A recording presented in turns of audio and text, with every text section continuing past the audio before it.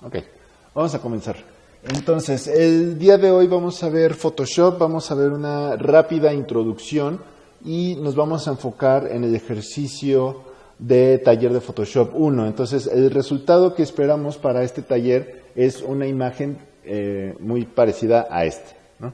Que ahorita está un poco de moda este tipo de imágenes, donde a partir de una fotografía vamos a crear la textura que se ve atrás y vamos a aprovechar para conocer algunas herramientas para crear sombras, recortar, máscaras, etc. Entonces, para comenzar, vamos a abrir Photoshop y cuando abrimos Photoshop nos aparece una pantalla similar a esta. Voy a empezar desde lo más básico. Si alguien ya conoce esto, pues bueno, nos lo pasamos rápido. ¿Okay? Entonces, empezamos aquí.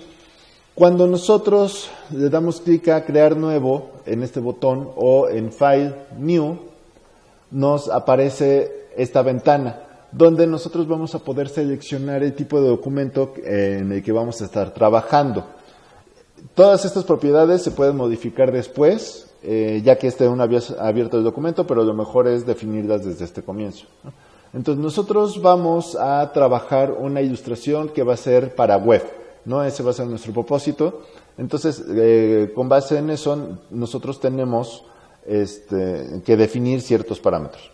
Vamos a ir a la pestaña de Art and Illustration, donde ya aparecen algunas medidas predefinidas, ¿no? Entonces, por ejemplo, le voy a dar clic en 1000 por 1000 píxeles grid y en la columna de la derecha se van a actualizar los datos con respecto a esta la opción que acabo de seleccionar. Si le doy clic, por ejemplo, a póster, se actualiza el tamaño, se actualizan las medidas y en algunos casos la resolución y hasta el modo de color.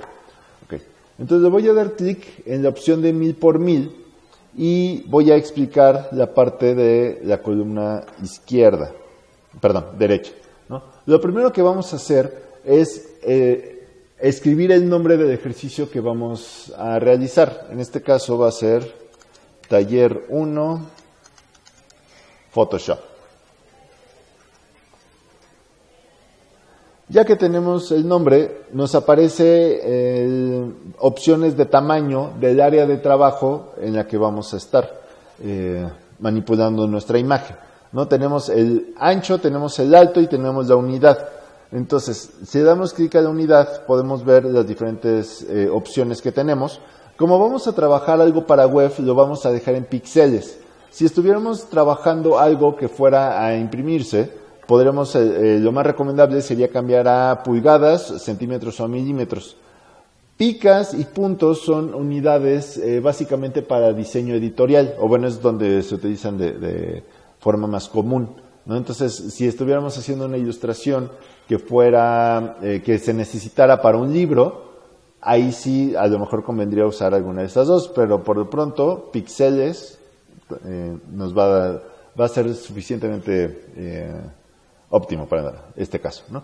Vamos a dejar 1000 por 1000, vamos a hacer una ilustración cuadrada.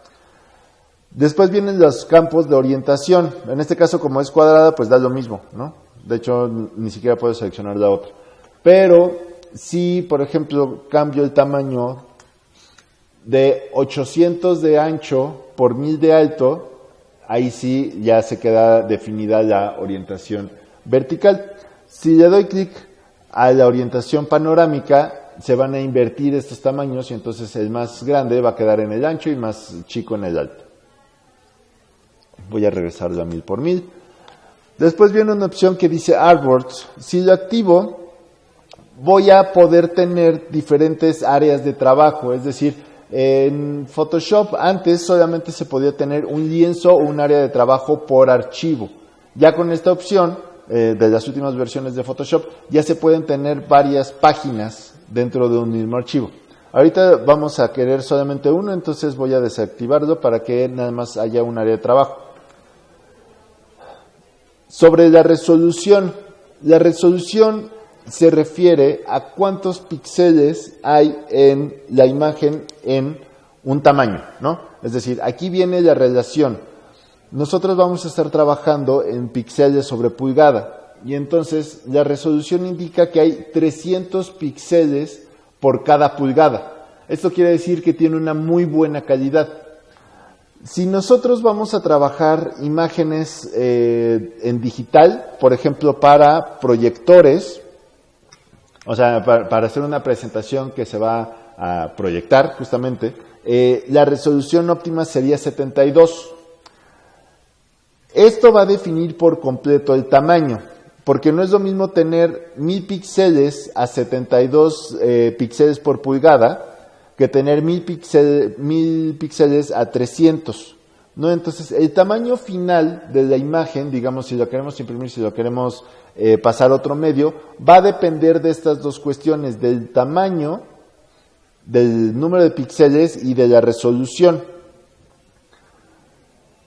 72 dpi, píxeles por pulgada. 72 píxeles por pulgada es, como decía, para cuando una imagen se va a quedar en un medio digital y en un dispositivo viejo, ¿no? O sea, 72 dpi era lo que como se hacían imágenes para web antes de Retina Display. A partir de Retina Display y de tener diferentes resoluciones en cada uno de los dispositivos, no es lo mismo la resolución que aparece en estos monitores que, no sé de dónde lo estén viendo, pero en un celular. De hecho, cada celular va a tener una resolución diferente. Entonces,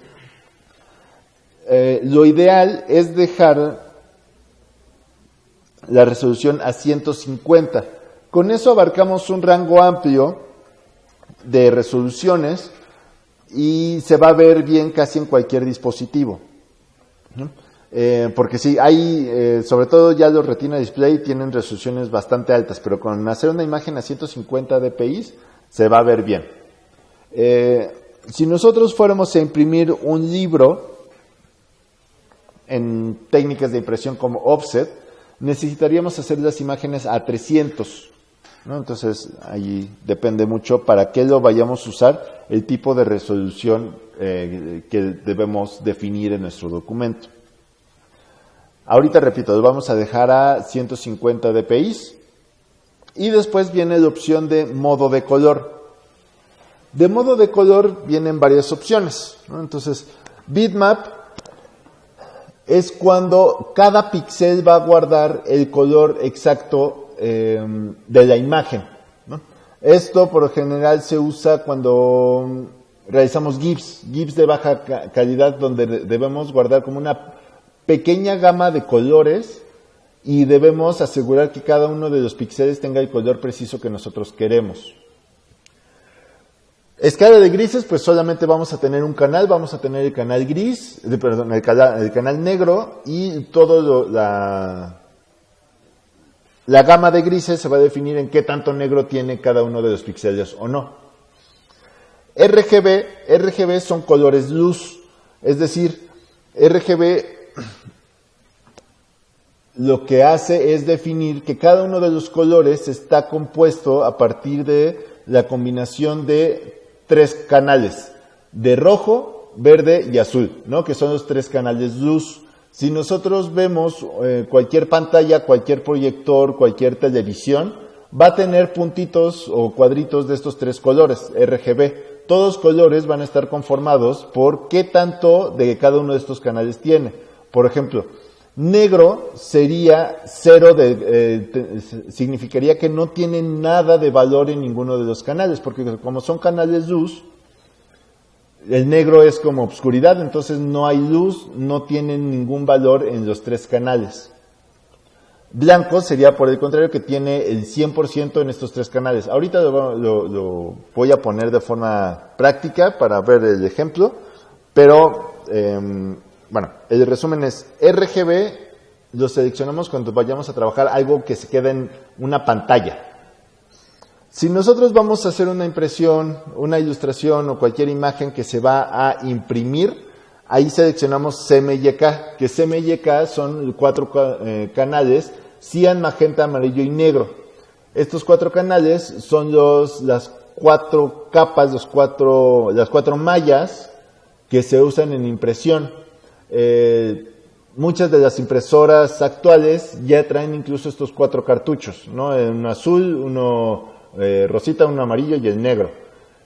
y métodos de impresión avanzados como offset, bueno, avanzados, profesionales, más que avanzados, porque es una técnica muy, muy vieja, ¿no? Pero profesionales como offset también manejan estos 4 canales. Entonces, si fuéramos a imprimir la imagen, lo cambiaríamos a CMYK. Si lo vamos a dejar en digital, lo dejamos en RGB. Si vamos a hacer una ilustración que va a tener varias salidas, es decir, se va a imprimir, pero además se va a mandar por redes sociales, pero además se va a proyectar, etcétera, es decir, digital y físico, lo más recomendable es empezar con CMYK y después convertir, una vez que la imagen esté lista, una copia a RGB, ¿no? De esa forma, no estamos creando canales, sino que partimos de tener 4 canales y eso lo convertimos en 3. Y eso es mejor. Bueno, ahorita lo vemos de forma práctica, pero si fuéramos a tener los 2 medios, empezamos con CMYK y acabamos en RGB. Ahorita le vamos a dejar en RGB y en el fondo le vamos a dejar con transparente. Si su pantalla es pequeña, lo más seguro es que solamente se ve así, ¿no? Porque luego me preguntan mucho. Entonces, le hacemos scroll y ya aparece la opción de transparente. En la opción de 8 bits, lo que estamos indicando es cuánta información se va a guardar en cada uno de los píxeles, ¿no? Cuántos bits se van a guardar en cada uno de los píxeles. Con 8 bits, la imagen va a tener la calidad suficiente. Solamente que fuéramos a trabajar una imagen para un libro de arte o algo con un método de impresión muy avanzado y como muy preciso, ya valdría la pena guardar un archivo con más bits. Pero en el uso cotidiano, 8 bits es suficiente.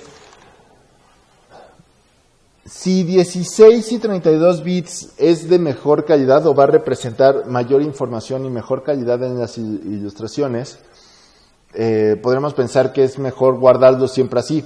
El problema es que entre más bits, entre más información se guarde en cada uno de los píxeles, más pesado va a ser el archivo. Si con 8 bits un archivo de Photoshop puede llegar a pesar, ¿qué será? Medio giga, 300 megas, pues con 16 sería el doble, ¿no? Entonces ya estamos hablando de que una imagen puede pesar 1 giga y pues 32, 2 gigas, ¿no? Entonces no conviene, en términos prácticos, no es recomendable tener imágenes tan pesadas, ¿no? O sea, va a ser muy complicado. Entonces mejor lo dejamos en 8 bits, solo que la finalidad lo requiera, ya cambiamos a 18 o 32. ¿Ok? Le damos clic a crear. Y en este momento se crea nuestra área de trabajo. Esta retícula, esta cuadrícula más bien, de tipo ajedrez, significa que es transparente, ¿no? Entonces, si nosotros vemos una imagen, o sea, en Photoshop, ¿no?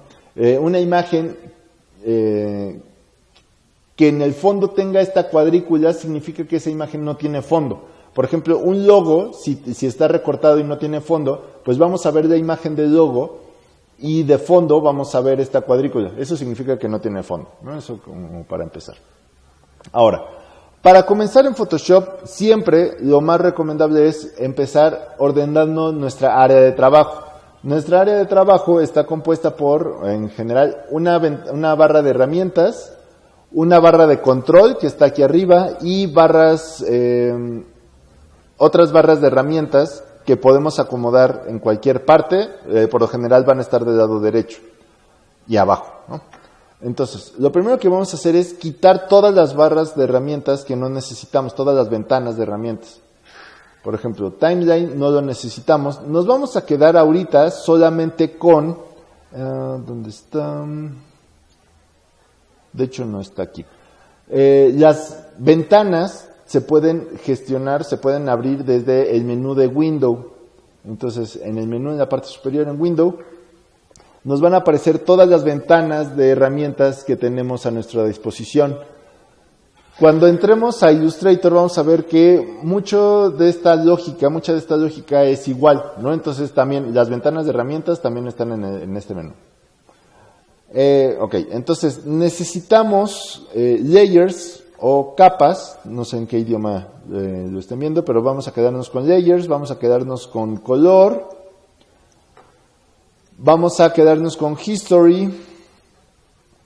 Ahorita las opciones de tipografía no las necesitamos, o sea, carácter y paragraph se van. Vamos a dejar ajustes, propiedades sí, canales no, paths no,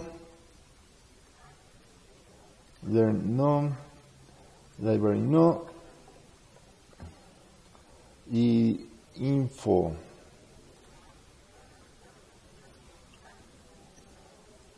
Info.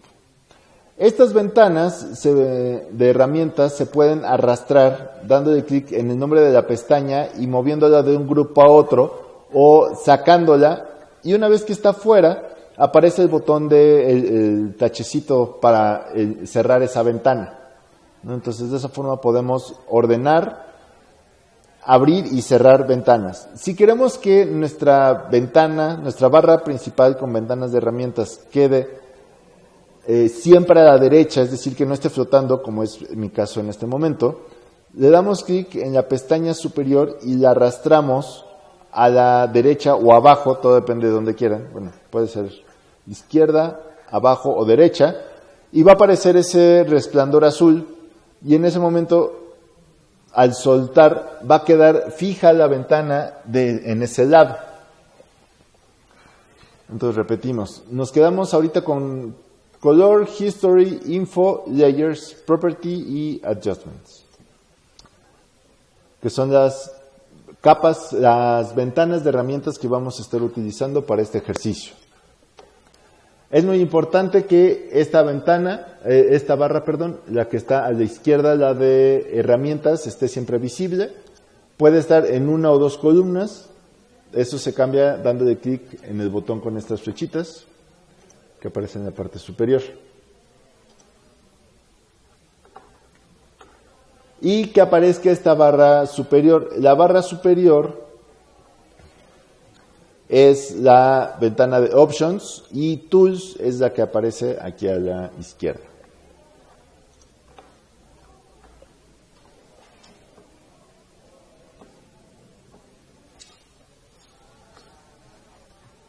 ¿Vamos bien? Vale. Entonces, ya que tenemos acomodado esto, vamos a importar una de las imágenes que están en la carpeta, que va a ser la misma del ejercicio que les mostré, la que se llama imagen.jpg, ¿sale? Entonces, vamos a darle clic al menú de File y vamos a ver dos opciones. Bueno, hay varias formas de insertar una imagen en un archivo de Photoshop. Ahorita vamos a ver uno de los caminos y ahorita vemos el otro, ¿sale? Entonces, dándole clic en File, nos van a aparecer dos opciones. Una que se llama Place Embed o colocar incrustada, y Place Linked o colocar enlazada, me parece. Entonces, la diferencia entre estas dos es que al seleccionar la primera, Place Embed, la imagen se va a insertar por completo en nuestro archivo de Photoshop. De la otra forma, la imagen va a quedar ligada y solamente se va como a proyectar el reflejo de la imagen del archivo JPG que tenemos en nuestra carpeta. Ventajas y desventajas de las dos opciones. Cuando nosotros seleccionamos Place Embed, la imagen que vamos a colocar, existe dentro de nuestro archivo. Es decir, si nosotros borramos, cambiamos de nombre, cambiamos de ubicación, la imagen original no importa, porque nosotros ya tenemos como una copia de esa imagen dentro de nuestro archivo de Photoshop. El problema es que el archivo Photoshop se va a hacer un poco más pesado. Bueno, un poco o mucho más pesado dependiendo del peso de la imagen original. Si nosotros seleccionamos Place Linked o enlazada, lo que vamos a ver en Photoshop es solamente un reflejo del JPG que tenemos. El archivo Photoshop va a ser más ligero, pero si nosotros movemos, renombramos o cambiamos de posición con relación al archivo Photoshop, esta imagen, ya no la va a encontrar y ya no va a aparecer, ¿no? Entonces, si tenemos una muy buena organización de nuestros archivos, tal vez sea conveniente dejarlo como enlazado, pero también esta opción limita algunas opciones de edición, ¿no? Entonces, para tener una edición completa, aunque va a pesar un poquito más, vamos a seleccionar Place Embed. Le damos clic en Place Embed, buscamos nuestro archivo, lo seleccionamos, le damos clic en Place. Okay. Cuando damos clic en Place y nuestra imagen de referencia, la que estamos colocando, es más grande, se va a ajustar al tamaño máximo de nuestro lienzo, de nuestra área de trabajo. Va a aparecer con este tache. Este tache significa que aún no se coloca la imagen, que podemos editarla antes de que la coloque. Para esto, aprovechando que aún no se coloca, podemos rotarla, podemos escalarla, podemos transformarla de forma mínima, ¿no? Pero lo que vamos a hacer ahorita es agrandarla. Entonces vamos a darle clic en la esquina superior derecha y vamos a agrandar la imagen, y luego en la esquina inferior izquierda, de tal forma que la persona quede casi del 100% del ancho de nuestra área de trabajo. Ya que está del tamaño, si quisiéramos la podríamos rotar de una vez, ahorita no hace falta. Ya que está del tamaño, y la podremos mover, ¿no? Del tamaño y posición que nosotros queremos, damos Enter. En ese momento desaparece el tache, desaparecen los puntos de edición, que son los cuadritos que estábamos viendo hace un momento, y ahora sí, la imagen ya aparece incrustada en nuestro documento de Photoshop. En este momento vamos a guardar nuestro archivo en la carpeta donde está la otra imagen, que en este caso se llama igual, Taller 1 de Photoshop. Lo vamos a guardar en formato, lo vamos a guardar como Photoshop, para conservar y asegurar que vamos a tener las diferentes capas y todos los efectos correspondientes que vamos a estar haciendo en el archivo. Si guardamos, por ejemplo, como JPG, no se va a guardar la versión editable, y de hecho se va a guardar una versión como acoplada. Todas las capas van a estar en una sola y va a ser de menor calidad. Entonces, si queremos guardar nuestro archivo editable para poder seguir trabajando en él, conservar todas las capas, todos los efectos, tenemos que guardarlo como Photoshop, tenemos que guardarlo como PDF, ¿dónde está? Photoshop PDF o como TIFF. Cualquiera de esas tres son las mejores, la mejor opción para guardar una imagen de alta calidad, es decir, que no se comprima y que te respete todas las capas y todos los efectos. Entonces ahorita lo vamos a dejar como Photoshop, dejamos activa la opción de Layers y dejamos activa la opción de Embed Color Profile. Embed Color Profile se refiere a el perfil de color que va a estar utilizando este archivo con respecto a la computadora. Cada computadora, cada archivo, cada impresora puede tener un perfil de color diferente. Entonces, los perfiles de color lo que intentan es como unificar y que el rojo que estamos viendo en nuestra computadora sea el mismo rojo que se va a imprimir. Esto tiene que ir de la mano con alinear los colores de nuestro monitor. Si nuestro monitor no está balanceado con este perfil de color, no sirve de nada, ¿no? Entonces, digamos, ahorita como no sabemos qué perfil de color tiene nuestra computadora, qué iluminación incluso hay en el entorno en donde estamos, hay muchos factores que pueden alterar los colores que estamos viendo de una imagen. Entonces, lo vamos a guardar nada más para tener una referencia, pero si quisiéramos tener como una certeza total de que el color que estamos viendo es el color que se va a imprimir, el color que se va a distribuir, el perfil de color sería el camino correcto, ¿no? Tendremos que escoger un perfil de color y demás. En digital, pues, esto se vuelve todavía muchísimo más complicado, Porque cada monitor, cada dispositivo, cada celular, cada pantalla puede tener un perfil de color diferente. Y además de eso, si nosotros vemos una imagen en Photoshop, cada explorador, en Internet, cada explorador, es decir, si lo vemos en Safari, si lo vemos en Chrome, si lo vemos en Firefox, cada explorador va a representar los colores de forma diferente. Entonces se vuelve muy complicado, ¿no? O sea, un abanico inmenso de controlar al 100%. Pero bueno, en un pequeño intento por hacerlo, vamos a dejar activo la opción de incrustar perfil de color, le damos guardar. Y esta ventana lo que nos indica o nos pregunta es si queremos que sea compatibles con versiones de Photoshop anteriores. Y le decimos que sí, ¿no? O sea, listo. Ya tenemos nuestro archivo de Photoshop.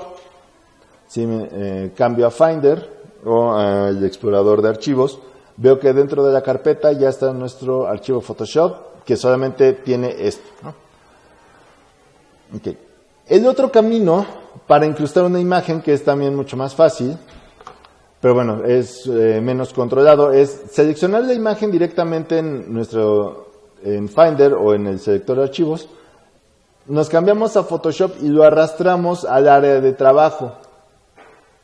En ese momento nos vuelve a aparecer esta opción para editar la imagen antes de incrustarlo. Cuando nosotros arrastramos la imagen directo de Finder o del explorador, siempre se va a incrustar, ¿no? O sea, va a ser como si seleccionáramos la opción de incrustar imagen.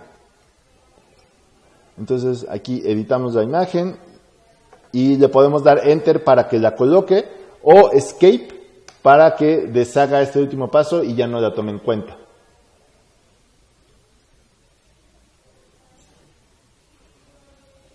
¿Todo bien? ¿Sí? Ok, vale. Si nosotros queremos abrir una imagen de Photoshop, porque aquí lo que estamos haciendo es incrustarla en un archivo que ya existe, que es nuestro archivo de Photoshop PSD. Si nosotros queremos abrir una imagen de Photoshop o una imagen cualquiera en Photoshop, tenemos que arrastrarlo al icono. Y entonces voy a ver aquí que tengo dos pestañas. Una pestaña es el archivo de Photoshop y otra pestaña va a ser la imagen JPG original, que es la que acabo de abrir, con sus propiedades, su tamaño, sus capas en caso de que tuviera, etc. ¿no? Si quiero abrir varios archivos de Photoshop, entonces selecciono todos los archivos y los arrastro al icono, y entonces ya voy a tener una pestaña por cada uno. O en File, Open, y selecciono todos los archivos que quiera. Listo. Vamos hasta aquí. Okay. Entonces, muy importante de aclarar sobre Photoshop. Nosotros tenemos una ventana que se llama Layers o capas.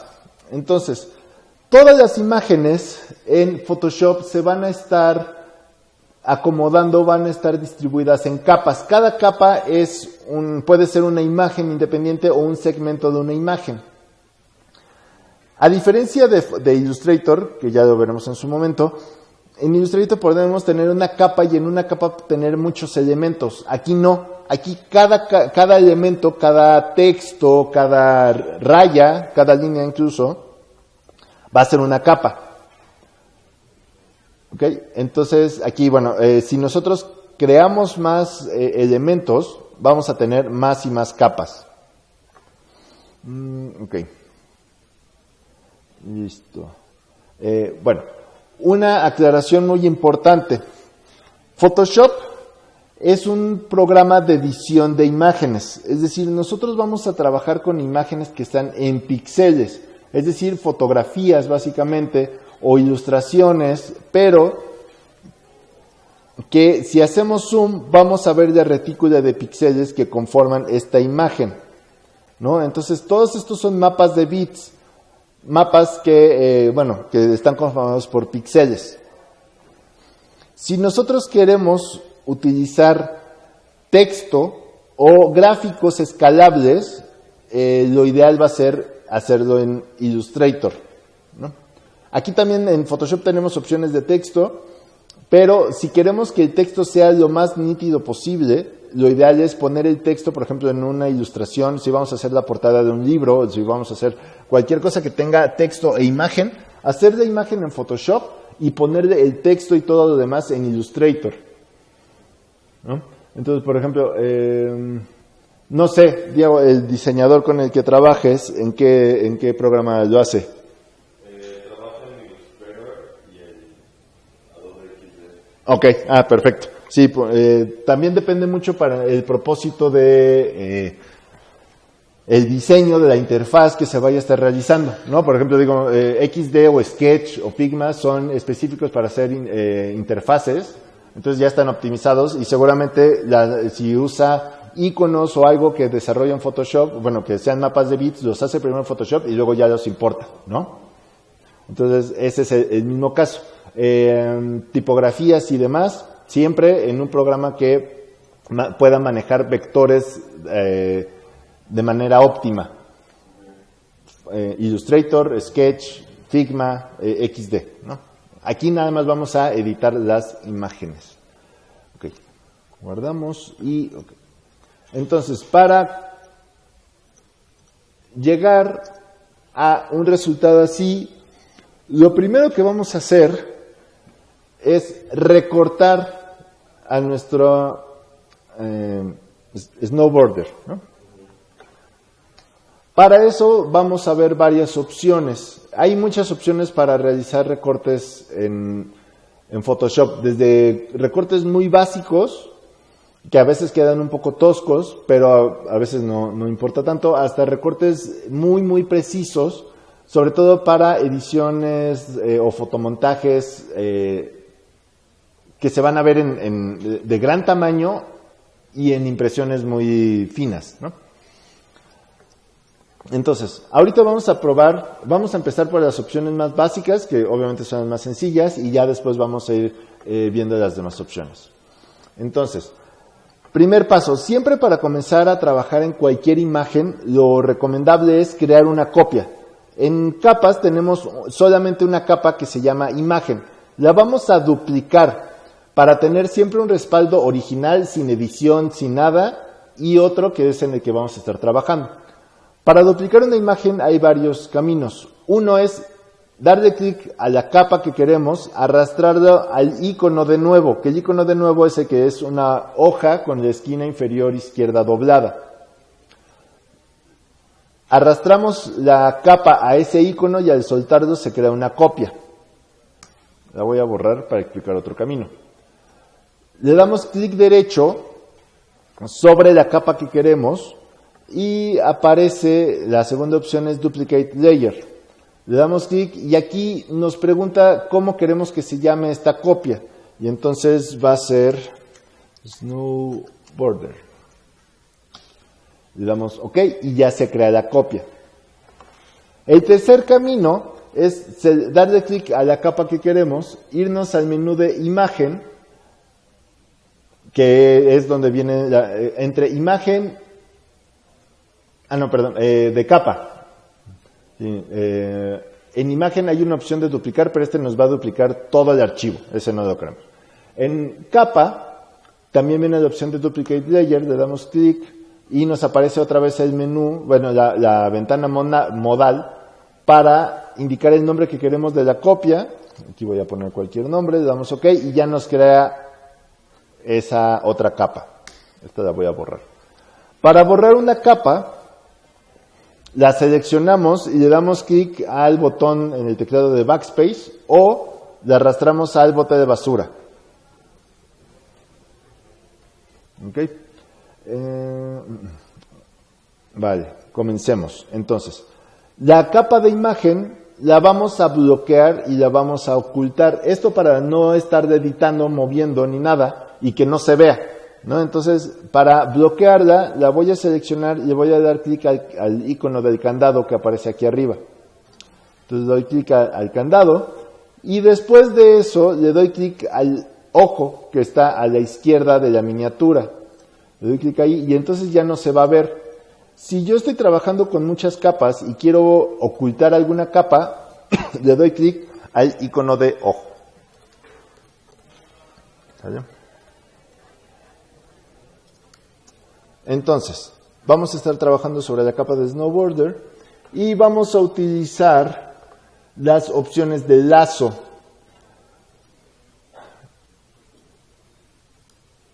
En el icono de lazo, bueno, pueden tener cualquiera de estos tres, porque hay iconos que tienen agrupadas varias herramientas. Entonces, por ejemplo, lazo tiene agrupados tres, que es el lazo normal, lazo magnético y lazo poligonal. Para mostrar todas las opciones, dejo presionado el botón izquierdo del mouse y ya me aparecen las tres opciones. Entonces, pueden tener este icono, si es que fue el último icono que alguien utilizó en esa computadora. Pueden tener este otro, que es el lazo poligonal, o este otro, que es el lazo magnético. Vamos a empezar con el lazo normal, lazo tool. Okay. Entonces, cuando nosotros seleccionamos la herramienta de lazo, podemos trazar una selección, un área. Esta área va a quedar marcada con una línea que se va a estar moviendo. Que va a tener como hormiguitas. Esta área, al crear una selección, estamos definiendo un área en la cual vamos a poder trabajar únicamente. Es decir, si cambio de herramienta y me voy a la herramienta de brush, de pincel,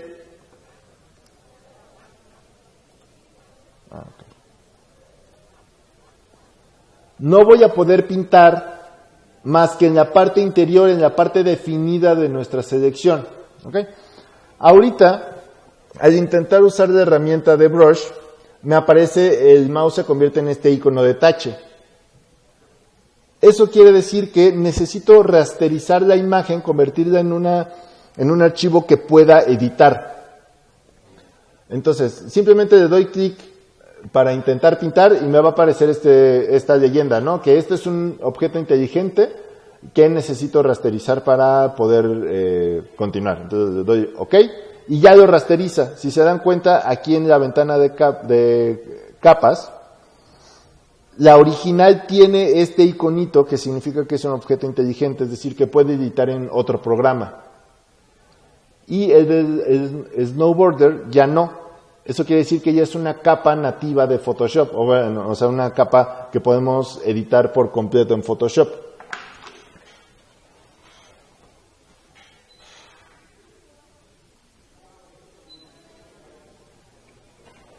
Y entonces ahora sí, si yo pinto con la herramienta de pincel, solamente voy a estar pintando en la zona interior de nuestra selección. Para eso sirven las selecciones, para poder pintar solamente en un área definida o poder editar, no solo pintar, sino editar, poder aplicar efectos, poder recortar, poder hacer algo en un área definida.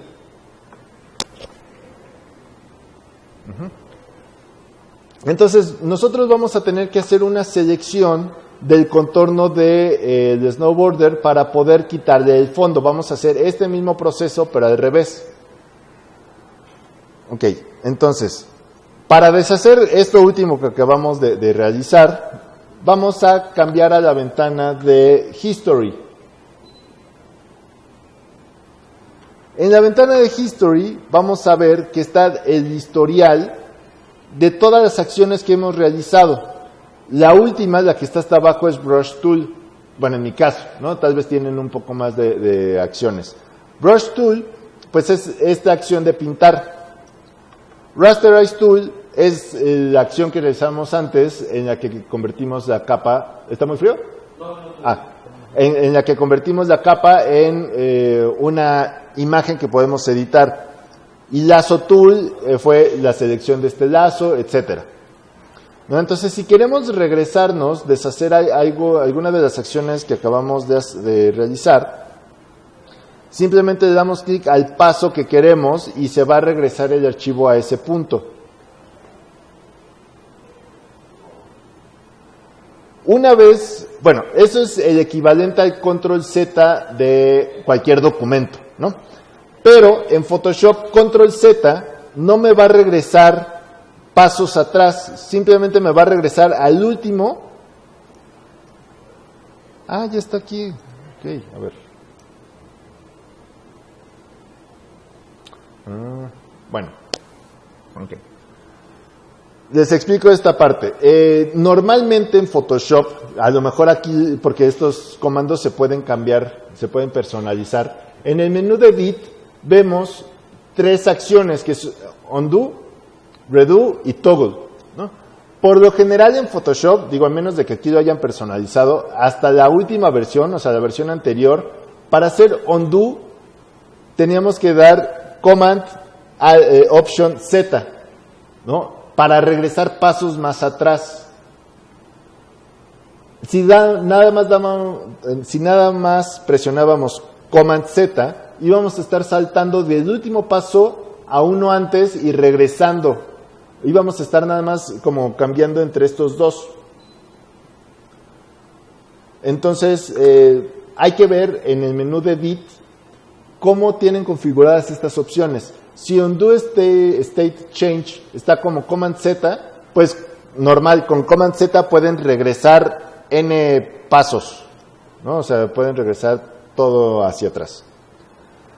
Si está al revés, si en Edit Toggle State, Last State está como Command Z, tendrían que presionar Command Option Z para regresar varios pasos, ¿no? Entonces ahí depende cómo lo tengan. Normalmente está al revés de cómo está en mi computadora en este momento, ¿no? Entonces ahí hay que fijarse nada más cómo están estos dos botones para ver de qué forma podemos regresar varios pasos de las acciones que hayamos hecho. Okay. Todo esto nada más fue para mostrar el propósito de las selecciones. Me voy a regresar un paso para deshacer la pintura, la acción de pintar. Y me voy a quedar con esta selección. Entonces, regreso a la herramienta de lazo. Regreso a la herramienta de lazo. Y veo que aquí arriba hay 4 botones. El primero es solamente un cuadro, que es nueva selección. Entonces, nueva selección me va a crear una nueva selección, valga la redundancia, cada vez que trazo un área y va a borrar la selección anterior, ¿no? Entonces, si yo hago si empiezo a trazar la tabla del skateboard y cierro esa selección y luego selecciono otra cosa, me va a deshacer la primera.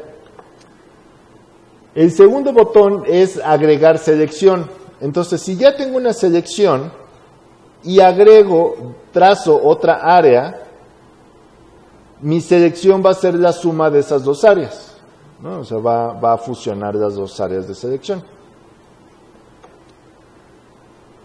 Incluso aunque no se toquen, si tengo esta zona de selección y luego trazo por aquí otro, me va a hacer estas dos selecciones.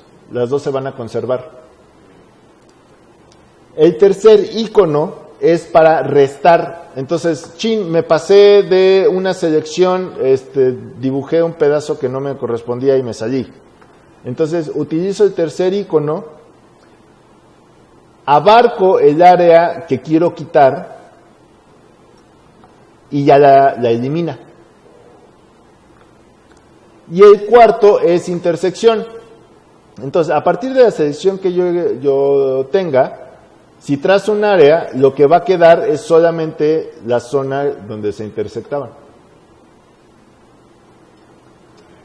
Ok, entonces, lazo manual, lazo tool, como estamos viendo, es una herramienta a mano, ¿no? O sea, es muy práctica, o es más práctica cuando tenemos, por ejemplo, una Wacom y tenemos mayor control que solamente nuestro mouse.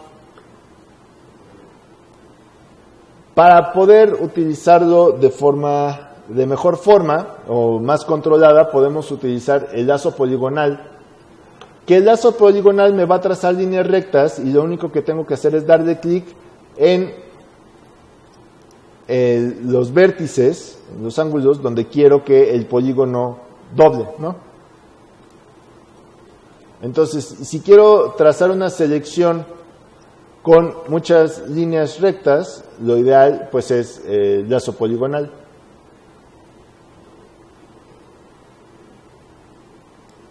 Y por último, el lazo magnético, lo que va a hacer es trazar una selección adaptándose a zonas de contraste, es decir, va a intentar identificar dónde termina una figura y va a intentar seguir esa línea. Es decir, yo le voy a dar clic aquí donde empieza la tabla, bueno, donde está esta cruce entre creo que es el guante y la tabla. Entonces doy clic ahí y sin apretar el mouse, sin presionar el botón, voy a mover el mouse y solito va a ir guiando, va a crear las anclas necesarias siguiendo el contorno de la tabla, porque hay un muy buen contraste de color entre la tabla y el fondo, ¿no? O es muy claro el fondo o es muy oscuro el fondo. Entonces, de esa forma puedo ir siguiendo el contorno de la tabla. Ahora, ya se me acabó el área de trabajo, ¿no? Porque le hice zoom y necesito mover. Entonces, para mover la imagen, para mover la parte que estoy viendo, presiono la barra espaciadora. En ese momento, el mouse se convierte en una mano. Y al darle clic puedo arrastrar mi imagen, suelto el mouse, suelto la barra espaciadora y veo que continúo con la herramienta de lazo magnético. Y entonces puedo continuar. Y así voy a ir trazando todo el contorno. Si de repente ya a lo mejor me perdí o quiero cerrar esta zona, lo mejor es justamente terminar esta área y luego continuar. Entonces voy a dar doble clic y solito se va a cerrar, va a unirse el punto donde estaba con el primer punto y ya voy a tener un área seleccionada.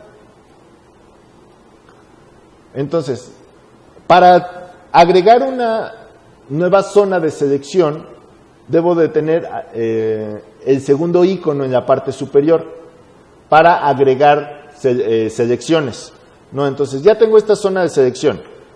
Sigo con el lazo poligonal, con el lazo magnético, tengo el icono de agregar selección y entonces voy a dar clic otra vez en el contorno de la tabla, muy cerca de donde terminé hace un momento y voy a continuar.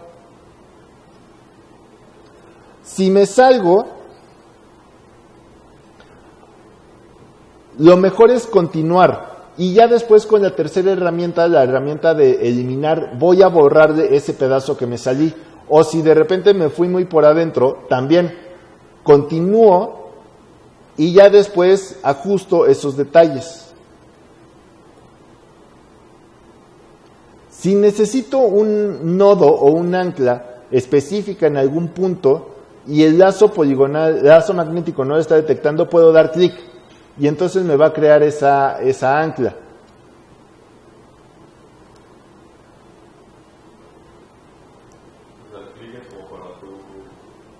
Manualmente crear un ancla. Ajá, un cuadradito, exacto. O sea, si de repente el lazo no detecta bien el contorno, le damos clic y ya lo obligamos un poco. Hay imágenes donde obviamente no va a funcionar tan bien y vamos a tener que hacer una combinación de los lazos y de otra herramienta que se llama pluma. Vamos a tener que hacer un trazo. No, pero en este caso el contorno es bastante bueno, entonces no tenemos tanto problema.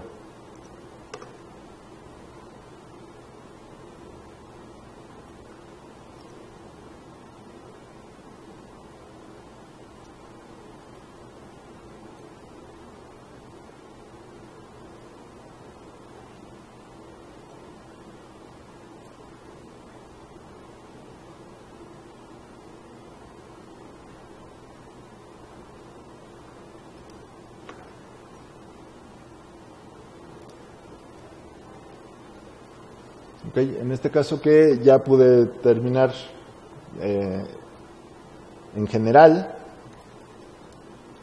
voy a darle otra revisada y voy a ver qué pedazos tengo que agregar o qué pedazos tengo que eliminar.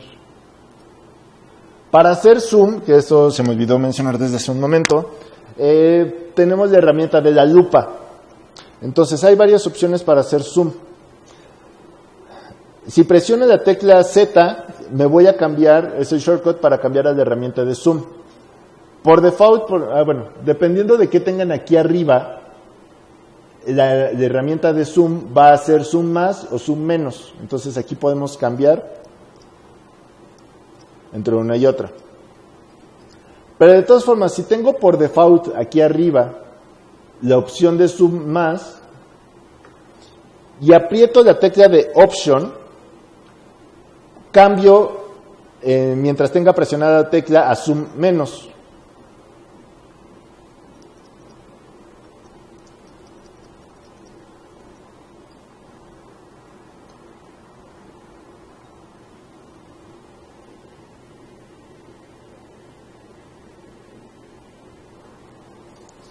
Otra forma de hacer zoom más o menos es presionando Command y los botones de más o menos en el teclado.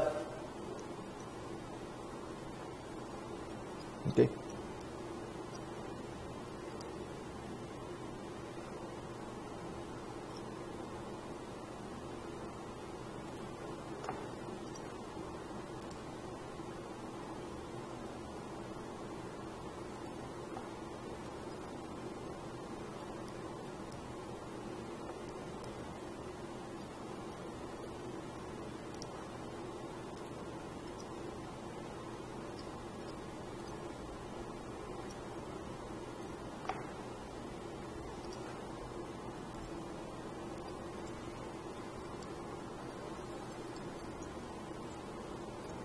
Okay.